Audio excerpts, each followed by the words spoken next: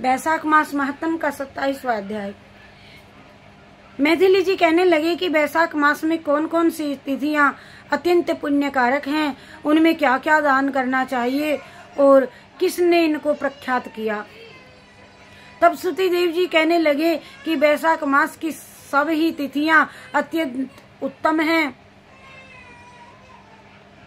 प्रत्येक तिथियों में किया गया दान कई गुना फल देने वाला है।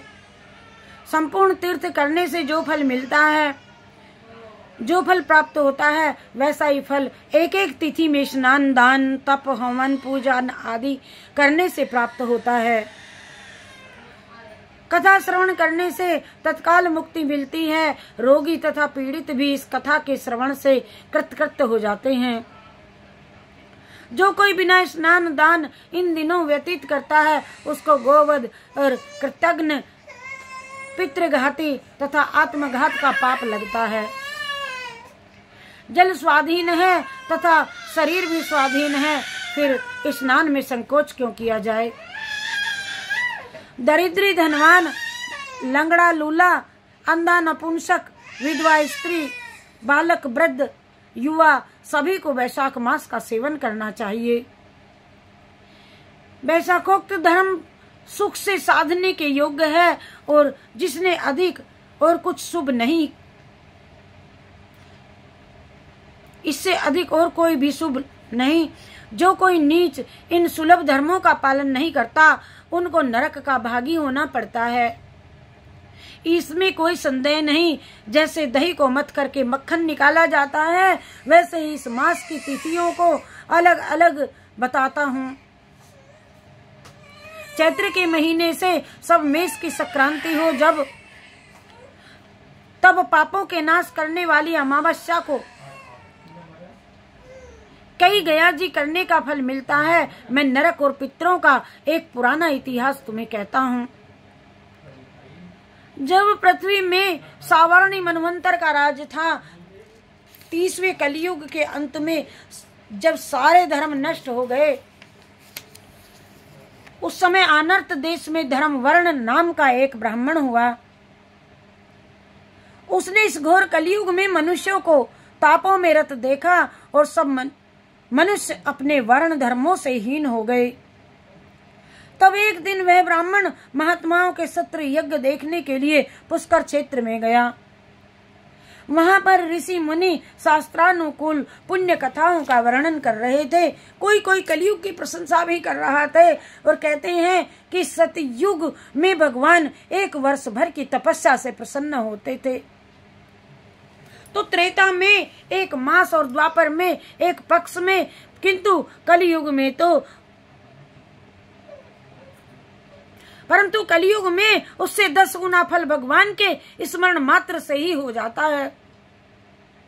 कलयुग में थोड़ा सा पुण्य कर्म भी अधिक फल देता है। जो दया, पुण्य, दान, धर्मादिक कुछ भी नहीं कर सकते हैं, उनके लिए केवल हरि नाम स्मरण उच्चारण करना ही अत्युत्तम है। जो अकाल में अन्नदान करते हैं, वे बैकुंठ को जाते हैं। जहाँ पर सब ये प्रसंग हो ही रहा था कि तभी नारद ऋषि जी के एक हाथ से शिश्न और दूसरे हाथ से जिब्या को पकड़ करके उन्मत्त की तरह खूब वहां पर नाचने लगे, हंसने लगे। नाचने लगे। सबने आश्चर्य से पूछा, नारद जी ये क्या कारण है इसका। नारद जी ने कहा, उसी अवस्था में उत्तर दिया कि निसंदेह कलयुग प्रशंसनीय है, क्योंकि इसमें केशव भगवान स्मरण मात्र से ही प्रसन्न हो जाते हैं।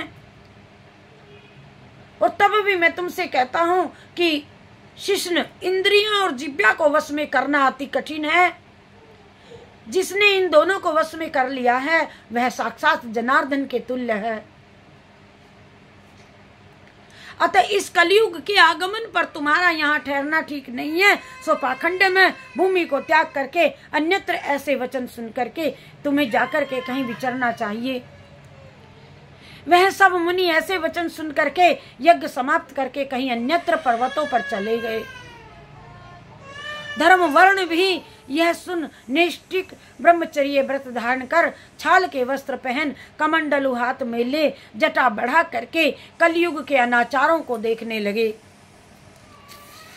कि संपूर्ण मनुष्य जाति घोर पापों में लगी हुई है और ब्राह्मण, सन्यासी तथा शूद्र सभी पाखंडी हो गए हैं। पति पत्नी से विरोध करती है और पत्नी पति से विरोध करती है, पुत्र पिता से, सेवक स्वामी से और गुरु शिष्य से द्वेष कर रहे हैं।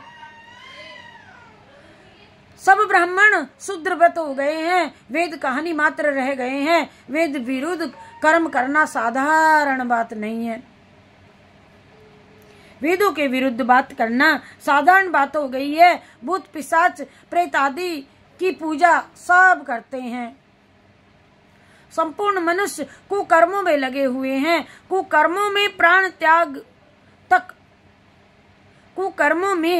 तक त्याग देते हैं, झूठी गवाही देते हैं, मन में कपट रखते हैं। तो ये सब नारद जी ने बताया 27वें अध्याय में। बोलो जय श्री कृष्ण चंद्र भगवान की जय। श्री कृष्ण गोविंद हरे मुरारे, हे नाथ नारायण वासुदेवा। श्री कृष्ण गोविंद हरे मुरारे, हे नाथ नारायण वासुदेवा। हे नाथ नारायण वासुदेवा, हे नाथ नारायण वासुदेवा। श्री कृष्ण गोविंद हरे मुरारे, हे नाथ नारायण वासुदेवा। श्री कृष्ण गोविंद हरे मुरारे, हे नाथ नारायण वासुदेवा। जय श्री कृष्ण अर्पणमस्तु।